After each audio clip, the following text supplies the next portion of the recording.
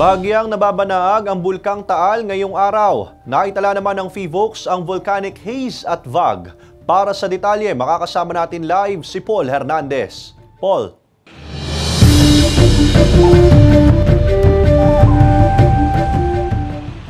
Sa kabila niyan, ayon sa mga residenteng nakausap natin doon sa Barangay Halang sa Lipa City ay wala naman daw silang naamoy na nakasusulasok na sulfur dioxide o asupre.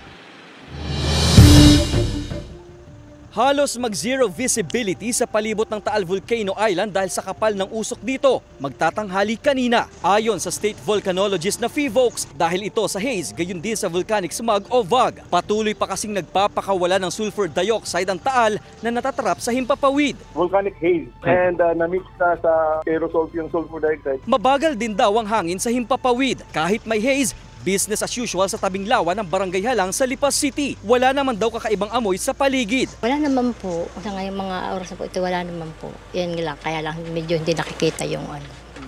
Pero hindi kagaya kahapon. Although yun na nga, kung wala silang masangsang na amoy, then na-mix na sa aerosol yung sulfur dioxide. Kahapon na obserbahan ng haze sa iba't ibang bayan sa Batangas gaya ng Alitagtag, Tingloy, San Nicolas, Laurel, Taysan, Lobo, Agoncillo, Lemery, Taal, Santa Teresita, Cuenca, Balete, Malvar at mga lungsod ng Lipa at Batangas. Mahigit 11,000 na tonelada ang napakawalan nito kahapon. Mas mataas sa daily average na 8,000 tons. Hindi yan yung pinakamataas this year.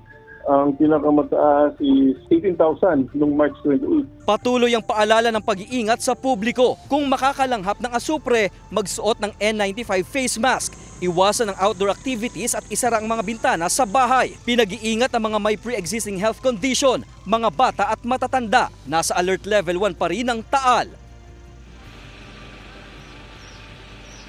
Okay, Ace, na ibahagi rin sa atin ng state volcanologist na PHIVOLCS na walang kinalaman yung pagputok ng Mount Canlaon sa Negros sa volcanic haze dito sa lalawigan ng Batangas. Ace. Maraming salamat, Paul Hernandez.